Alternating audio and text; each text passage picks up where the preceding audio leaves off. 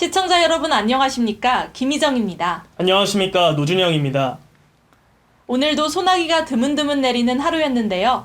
이번 주는 전국이 대체로 흐린 가운데 중부지방을 중심으로 곳곳에 비가 계속 내리겠습니다. 네, 기상청에 따르면 정체전선의 영향으로 특히 오늘과 내일에 걸쳐 중북부 지방에 최대 150mm 이상의 큰 비가 쏟아질 것으로 예상됩니다. 그 밖에 수도권과 강원, 제주와 지리산 부근에도 많게는 100mm의 호우가 집중되겠습니다. 29일 수요일 오후에는 전라권, 7월 1일 금요일 오전에도 수도권, 강원 영서에서 비 소식이 있겠는데요. 서해 동해상 등을 중심으로 바람이 강하게 불고 물결이 2에서 4m로 매우 높게 일겠으니 주의해야겠습니다. 이렇게 중부지방을 중심으로 장맛비가 내리면서 더위는 한풀 누그러질 것으로 보입니다.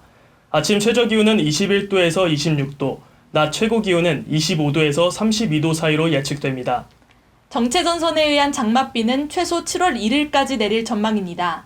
기상청 관계자는 작은 기압계 변화에도 정체전선이 크게 이동할 수 있다며 7월 2일, 3일 날씨는 흐림으로 예측됐지만 비가 그친다고 단정할 수는 없다고 전했습니다. 네, 장기간 이어지는 비 소식에 피해가 우려되는 만큼 우산도 꼭 챙기시고 대비를 철저하게 하시기 바랍니다. 이 시각 주요 뉴스입니다. 윤석열 대통령이 오는 29일에서 30일 스페인 마드리드에서 열리는 나토 정상회의에 참석하기 위해 27일 출국합니다. 한국을 비롯한 일본, 호주, 뉴질랜드 등 아시아 4개국이 동시에 초청된 상황에서 윤 대통령은 나토 정상회의 공식 세션에 참석해 주요 참가국 정상들과 양자회담을 진행할 예정입니다. 김창룡 경찰청장이 치안감 인사 번복 논란과 관련해 임기를 한 달여 앞두고 사의를 표명했습니다. 김 청장은 입장문을 통해 경찰청장으로서 주어진 역할과 책임에 대해 고민한 결과 사임하는 것이 최선이라는 판단을 내렸다고 밝혔습니다. 문재인 정부가 2019년 귀순한 북한 어부들을 송환하라는 북한의 요청이 있기 전에 먼저 임계 의사를 밝혔다는 주장이 나왔습니다. 태용호 국민의힘 의원실은 문재인 정부가 2019년 11월 2일 동해 북반 한계선을 넘어온 북한 어선을 붙잡은 후 같은 달 5일 북측에 어민들을 추방하고 선박까지 넘겨주고 싶다고 통지했다고 밝혔습니다. 코스닥과 코스피의 하락률이 각각 1, 2위를 기록하며 6월 한국 증시가 세계 최하위권을 기록했습니다. 세계 경기 침체 공포가 커지면서 수출 의존도가 높은 한국의 부진한 흐름은 하반기에도 계속될 전망입니다. 올해 1분기 4인 가족 식비가 작년 대비 9.7% 증가한 것으로 나타났습니다. 항목별로는 장을 볼 때 지출하는 식료품 구입비가 4.3% 증가했고 식당 등에서 외식비로 지출하는 식대가 17% 뛰어올랐습니다.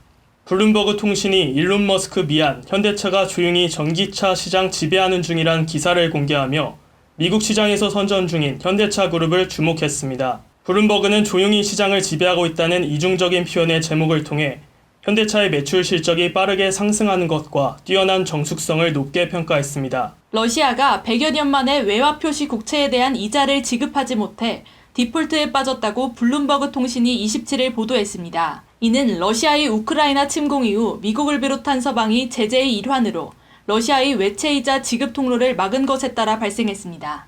세계적인 인공지능 학술대회에서 발표된 서울대학교 윤성로 교수팀 논문의 표절 의혹과 관련해 서울대가 진상조사에 나서기로 했습니다. 윤 교수는 표절이 맞다고 인정하며 논문을 철회하겠다는 뜻을 밝히고 서울대 측에도 징계위원회 소집을 요청한 것으로 알려졌습니다. 이상민 행정안전부 장관이 오늘 오전 브리핑을 열고 행안부 내 이른바 경찰국으로 불리는 경찰 업무 조직을 조속히 신설할 것이라고 밝혔습니다. 이 장관은 7월 15일까지 최종안을 만들고 관련 규정 마련에 착수할 것이라고 말했는데요. 이르면 다음 달 안에 행안부 내에 경찰 관련 조직이 만들어질 수도 있습니다. 이어 경찰 조직의 보좌를 받아 행안부 장관이 법에서 맡은 소임을 책임감 있게 수행할 수 있으며 경찰에 대한 지휘와 견제를 통해 국민 인권 보호와 민생 치안에 기여할 것이라고 밝혔습니다. 이처럼 경찰을 쥐고 흔드는 조직으로 군림할 거라는 이른바 경찰국 우려가 현실이 되자 경찰 조직이 발칵 뒤집혔습니다. 경찰은 행안부에 경찰 조직을 신설하는 것은 법치주의를 훼손할 수 있다며 시위 현장을 통제하던 경찰관들이 이젠 직접 시위하러 거리로 나섰는데요. 특히 부끄러운 과거를 상징하는 남영동 대공분실 앞에서 시위에 나서며 502 전의 치안본부 시절로 퇴행해서는 안 된다고 주장하고 있습니다. 이 시각 주요 뉴스였습니다. 지금까지 노준영, 김희정이었습니다.